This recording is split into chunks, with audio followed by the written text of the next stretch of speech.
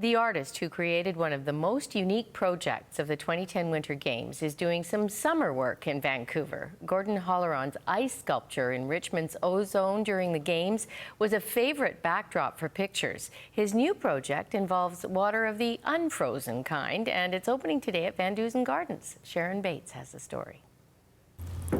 Look at these two over here have gone together now, the larger one and the small one. Sunshine Coast artist Gordon Halloran is putting the finishing touches on his latest public art installation. It's called Lotus in Motion, the Watercolour Project.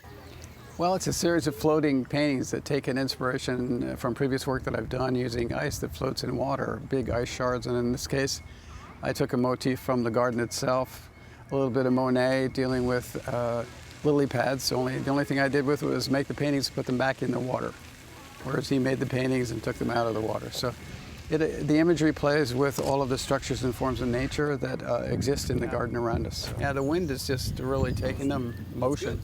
That's good. It is Lotus in motion, yeah.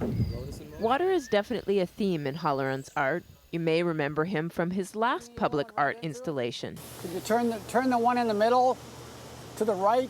He created a wall of ice paintings called Ice Gate for the 2010 Olympic Winter Games. There are similarities in working with the kind of three-dimensional idea that was with the ice in that it was a painting, but it was a three-dimensional painting. In this case, the paintings are reasonably flat, but we're dealing with a three-dimensional environment that they're in. So it's a crossover of sculpture and painting. I don't miss the cold storage area that we worked in to make the ice. So being here and walking through the water has the same kind of peaceful nature that I hope the work has in the environment. Each lily pad is a unique watercolor painting. They are brushed with melted beeswax, which keeps the water out and allows the paintings to float. I think it fits with VanDusen. If it were something that was really different than the environment, I think it would be strange. But this isn't strange. They're lily pads, and they're just, they kind of get your eye, and they make, I mean, if you weren't looking at the pond already, you look even more. Strolling through the park, and then we noticed the interesting artwork on the water there. Certainly catches the eye with lots of colors. Visitors will see the artwork as they walk the paths of VanDusen Gardens. The floating paintings will be on display on Heather Pond, Huron Lake, and Livingston Lake.